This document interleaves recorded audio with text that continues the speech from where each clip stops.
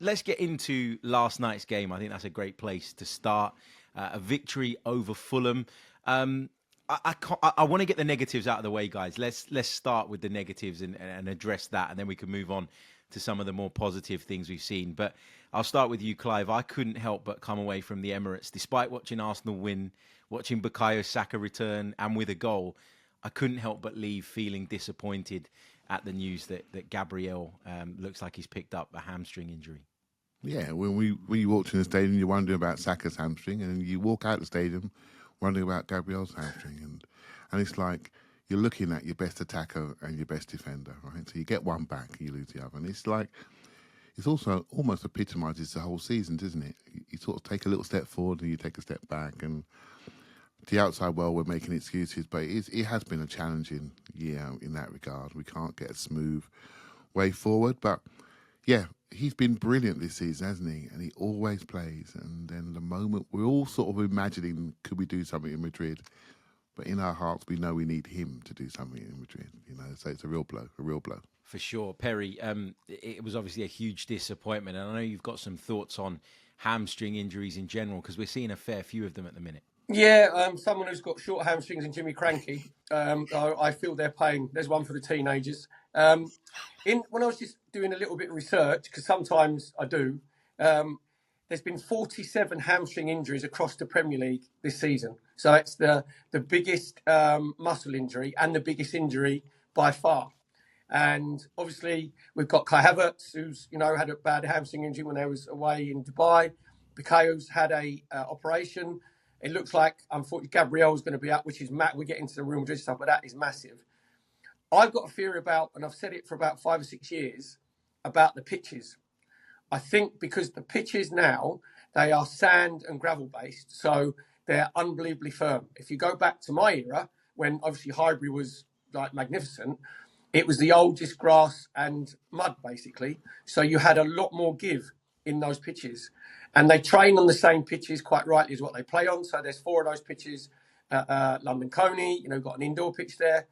So I think that because there's not as much give in those pitches and then you're pounding on a harder surface, I think that's going to affect your hamstrings. And that's exactly what happened. If you look at like Gabriel last night, I'd love to think that he might have just felt a little sort of tightness in there, you know what I mean? And he's going to be all right for next Tuesday. He's not. You can just tell that worst ways out, that looked like it was a 3 or 4 week sort of hamstring injury. And our percentage of being able to beat Real Madrid now, I gave it a 50-50 with Gabriel and Saliba as centre halves.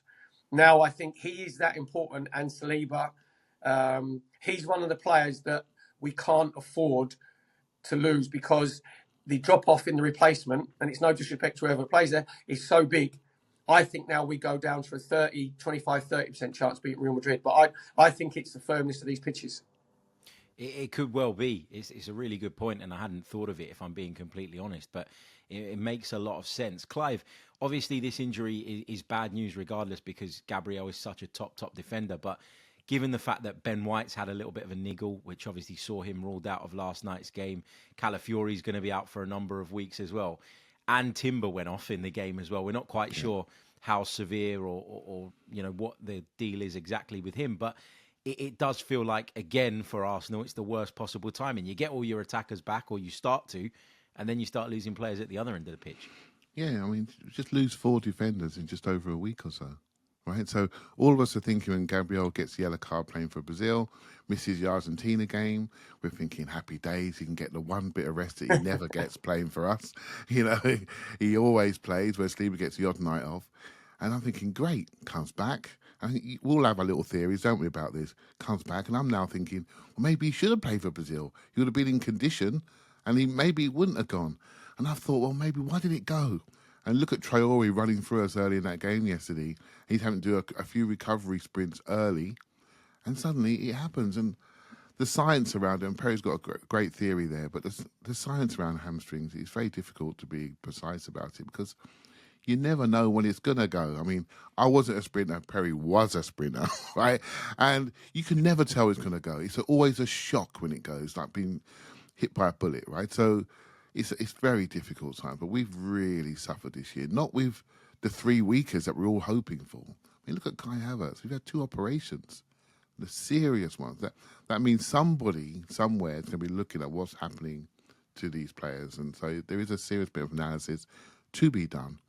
But my overall feeling, I don't want to go down this road, but my overall feeling always is, I wonder if we're asking too much of the top level players that play international football and have international tournaments.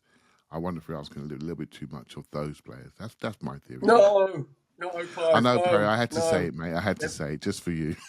No. Trust me, they're chasing a pig's bladder for their round maybe twice a week, and obviously there's pressure in the games. But go back to the era of the 70s and 80s, players were playing 60, 70 games on worse pitches with not as much protection from referees. So, and you said there the sports science behind it is unreal. They have their monitors on now where if they're in the red zone, they don't train. So, we disagree on that one, Clive, because I'd say we do. I think when you're winning, you don't feel as tired, you don't have as many niggling injuries. And we've actually, to be fair to us, even with all these injuries, we've only lost one in the last 21 in the Premier League. Do you know what I mean? So we've managed to cope. But now we're going up a level against Real Madrid. That's huge. Now the point All about the focus is obviously on. Go on, sorry. Sorry, mate. The point of what we've done, regardless, is incredible. And I know sometimes it doesn't look smooth. It looks a bit lumpy on occasions. But our ability to stay in shape and get into shape quickly defensively is excellent. Then we do go to attack. We know what we're doing, and so we have a level of play now. We have a floor in this team that's really, really high. What we are lacking is that high ceiling, maybe, of attacking play that really makes us dream. But yeah, what we're doing, despite this, I think it's outstanding and it's been overlooked. Yeah, for sure. And we've mentioned Gabriel there in quite depth and detail, but obviously Jurriën Timber's another concern, and in particular with the injury to White and the problems with Calafiori as well that seem to be ongoing, if we're being honest, when discussing the Italian. It is a concern.